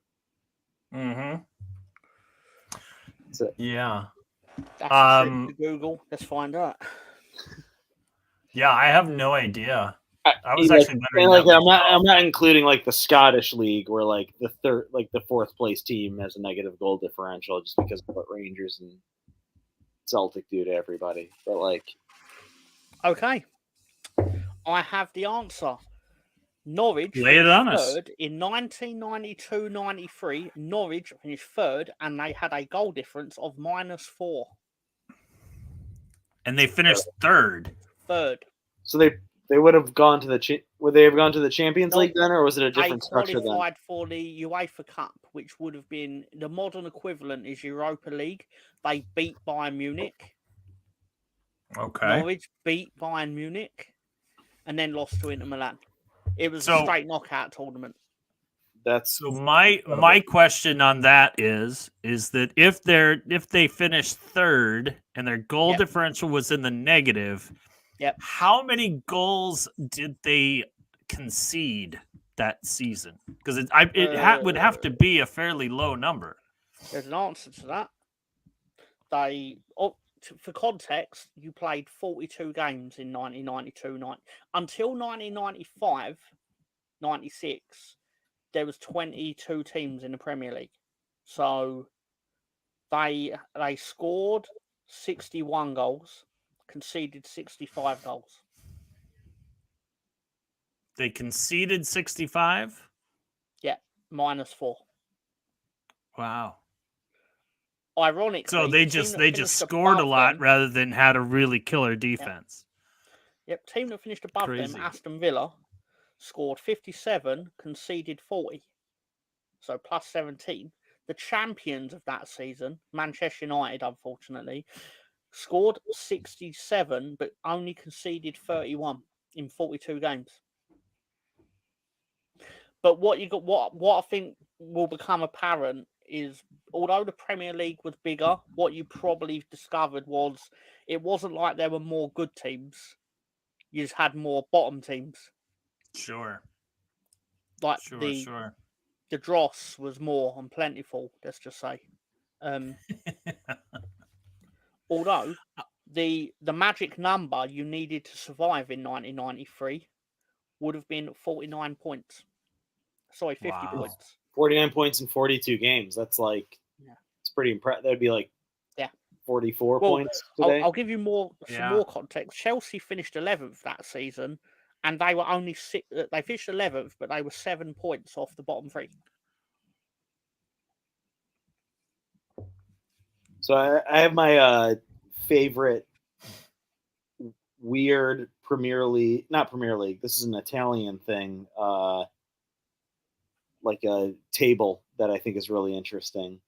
Is it the one where Verona won the title? But no, 1978, 1979, Perugia went invincible. 30-game season. They had 11 wins, 19 draws, and 0 losses. They finished second.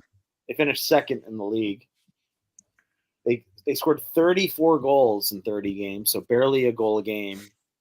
Conceded 16 in 30 games. Based on Italian football in the 80s. And it was 41 points because it was only 2 points for a win. Yep.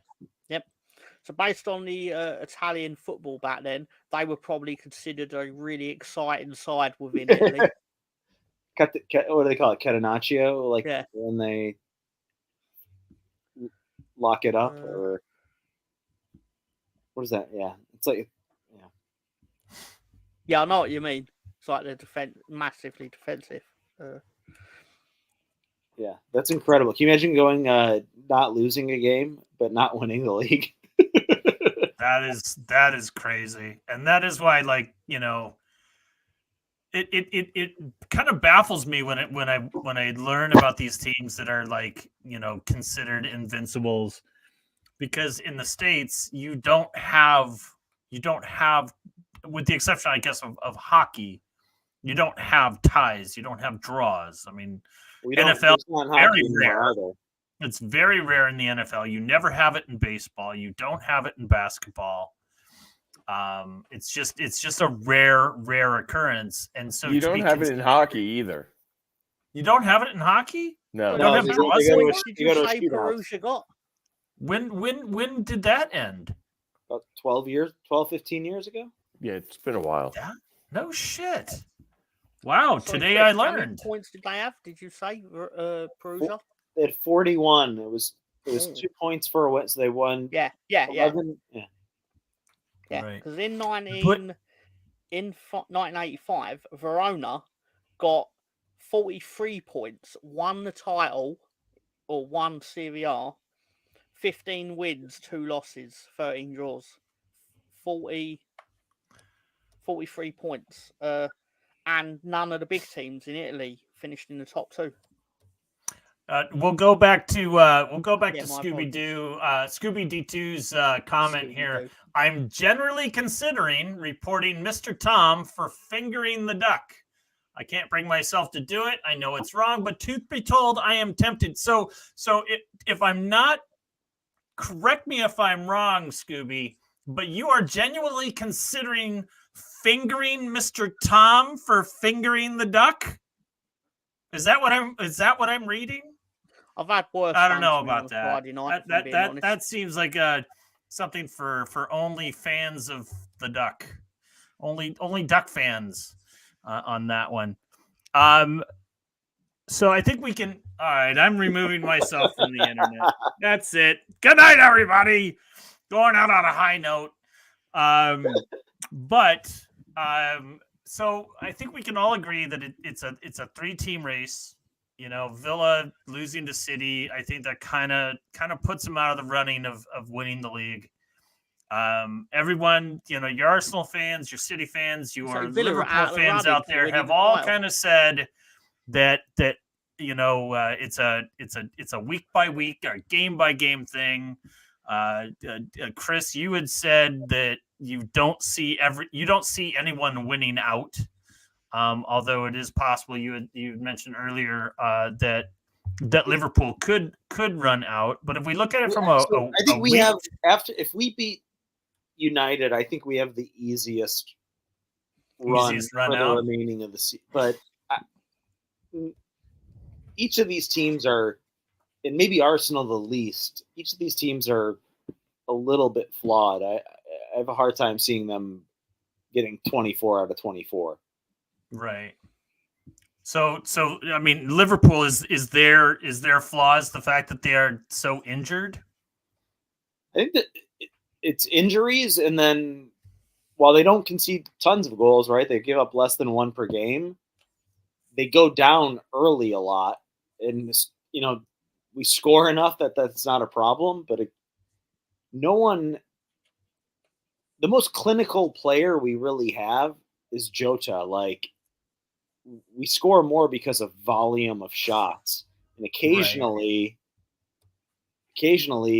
those shots just go wide or hit the post. Or if you go down early, there's always a risk of a draw, right? Sure. So, and with a healthy Jota, I mean, you guys are pretty loaded up front. I mean, between Diaz, Salah, Nunez, and then you've got Gakpo and Jota, and God knows who else you can throw out up front.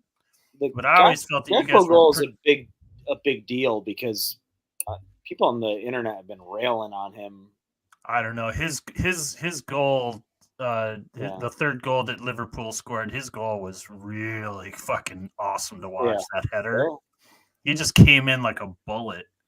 But the question I want to, the question I want to go in there is that so they're not going to win every game. You're not necessarily seeing anyone winning out.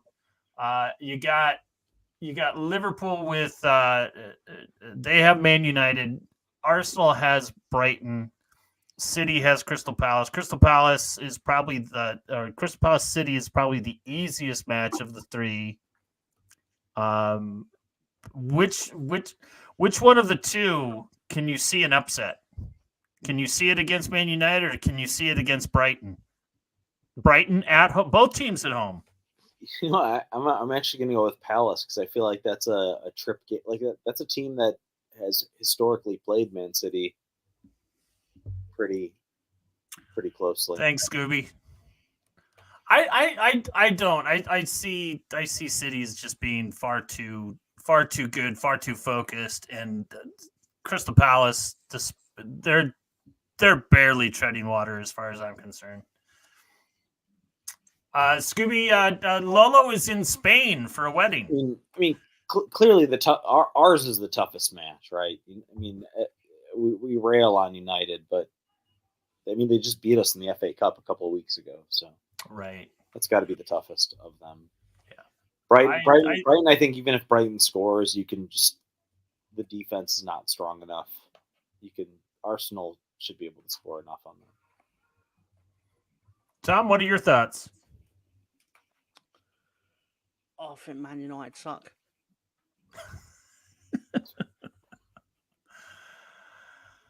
Okay, then. If it's not Leeds, fuck them. Yeah, I said it. I don't have there's no filter on me. There's no bleeping. But if I get turned into a sticker, then that's when God forbid I'm ever turned into a sticker. I can't imagine. It's probably just say like Luke Cuckoo. Who finishes fourth? Tottenham. Let's see can we see the top of the table, John? Who finishes fourth? Not on the right wing managers, Jimmy. There was a time where I would without hesitation say Spurs, and I still might go that direction. Because when it's clicking, Spurs are really good. Villa don't deserve it anyway because they didn't beat Sheffield United over Christmas when they should have. Yeah, they could have gone top on Christmas. They could have been top at Christmas, and they half-assed it against Sheffield United. So they deserve fuck all. Yeah, I don't know how long Ollie Watkins is going to be out.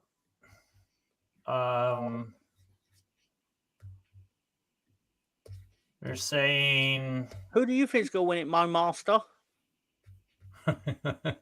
Real Madrid. The voice. Okay, yeah, we can spend 10 minutes talking about the Champions League. who's gonna win it all? I have no idea. Yeah, we need to look at the matches again. Bayern. Well, so we got City and Real, Bayern and Bayern. Arsenal, PSG, Barca. Barca and who? PSG. PSG, and then we've got the dark horse in Atletico Dortmund. I really hope one of those two win it all. Obviously, it's not going to happen, but yeah. I mean, because the rest of those teams can fuck themselves. I think we had this conversation a couple of weeks ago after the round of 16 was finished, where we had asked the question on whether or not, who's going to win it all. And I'm still going to stand by the fact that I said Man City is until someone can prove it otherwise, they're the team to beat. They have the depth, they have the class, they have the talent, on and on and on. I do think I think I will say that I do believe Arsenal beats Munich. I think they do too. I do admire that Bayern Munich brought in 2 Tottenham players to try and make it more fair than it usually is. Only to be thwarted by their former rival in the Premier League. Keep it sporting, let's just say. They were like, we'll bring in Eric Dyer too. Right.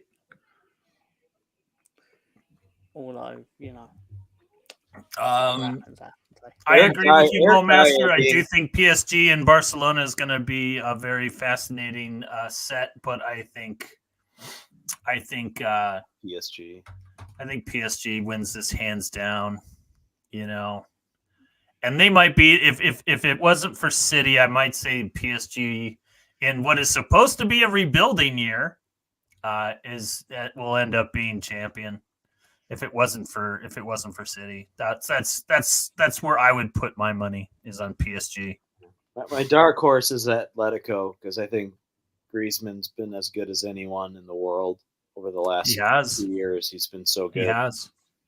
But for whatever reason, maybe they're not as tough as they used to be. But. Yeah. I don't want to see Madrid or City win. That's just going to be fucking. Well, it's just, it becomes a rerun at that point. I've only been watching for a short period of time, but even I'm getting tired of the same players time and time and time again. Or not same players, same teams. It's winning over and over and over again. But isn't that the same in like all sports? You look at NFL in America, and you have the Patriots and the Chiefs, and in baseball, it's the Yankees and the Dodgers. In basketball, it becomes, I guess basketball is a little more kind of spread around, I guess, in the last few years. I don't even know who won last year. For the NBA, Denver. Oh, that's right. That's why I was saying, heading into it, it's just like the Cronkies have won everything. They won the Super Bowl. They won the hockey championship. They won the basketball championship, and now it's time for. I wouldn't be shocked if Arsenal went all the way for the Champions League. Yeah. Wow. It wouldn't like. It's kind of like how Liverpool. They lost the Champions League, and then they won the Champions League, and then they won the Premier League. It was kind of like, you could see Arsenal have that kind of progression. I wouldn't be shocked. Yeah, man, that would be crazy because then, with that being said, they have the chance of winning the double. Bremer's ghost is bitter today. He's shitting on Champions League. He's shitting on basketball. He was shitting on some like. We need to get him a stiff drink. I would murder for a stiff drink, but I'm not drinking right now. I'm taking some time off.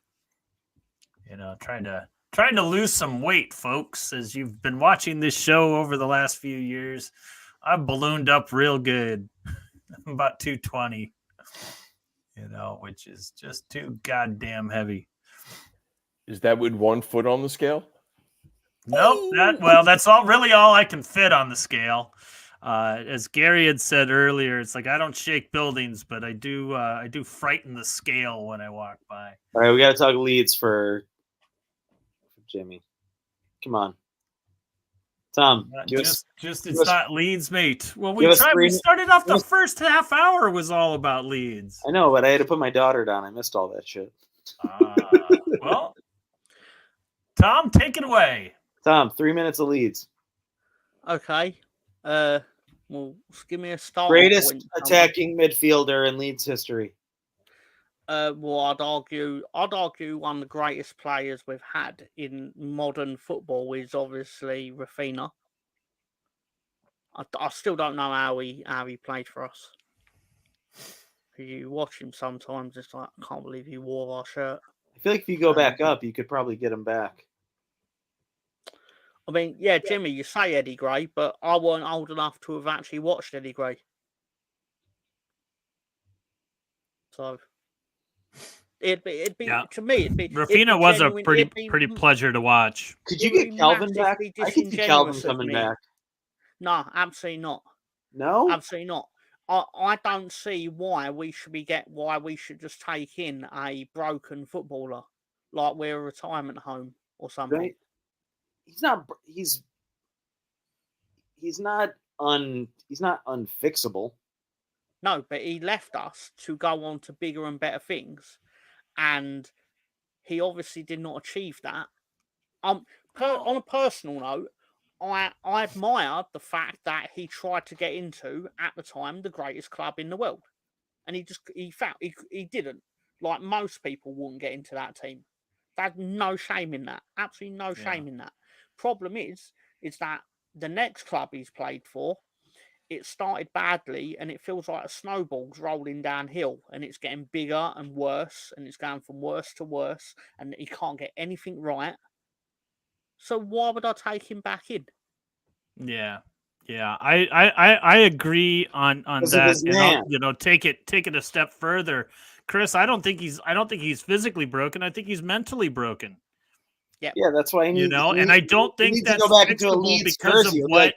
It'll be like eating comfort food. It would be like, sure, but I don't think it's fixable because it's one of those things where, like, I mean, look at what his I don't want to say pedigree, but I mean it is his pedigree. He went to a team that won the quadruple, and he had nothing to do with it, other than standing on a float or standing in the gantry, holding up the trophy and holding up his medal. That's the only thing he did for City.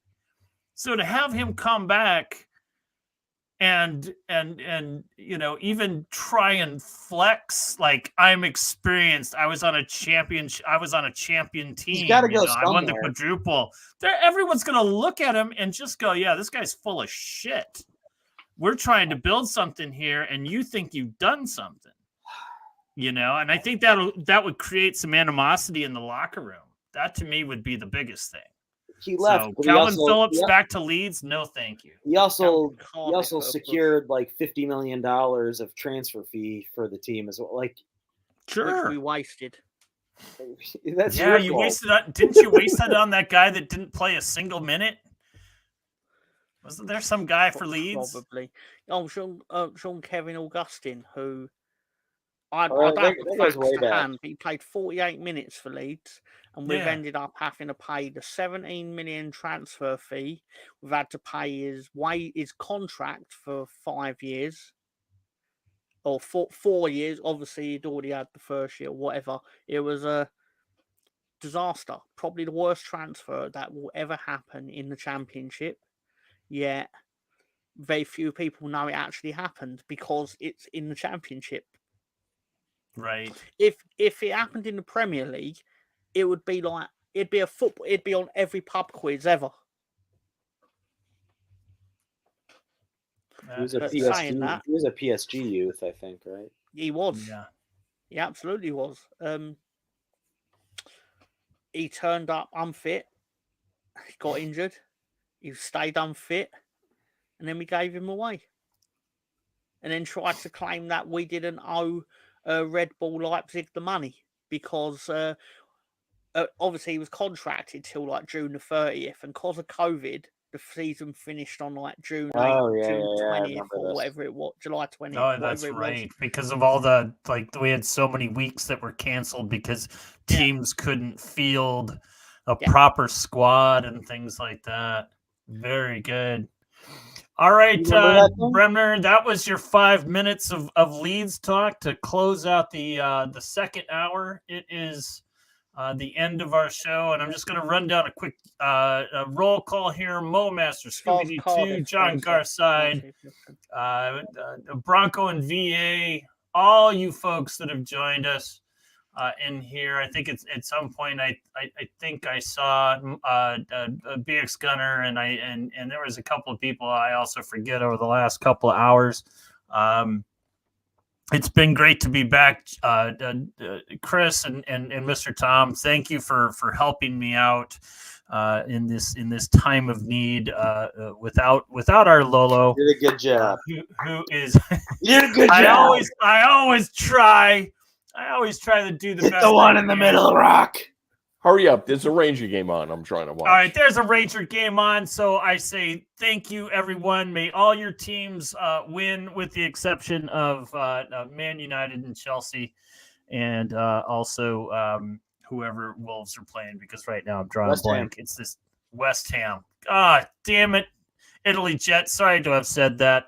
So maybe it'll be a draw. That seems to be what Wolves can do.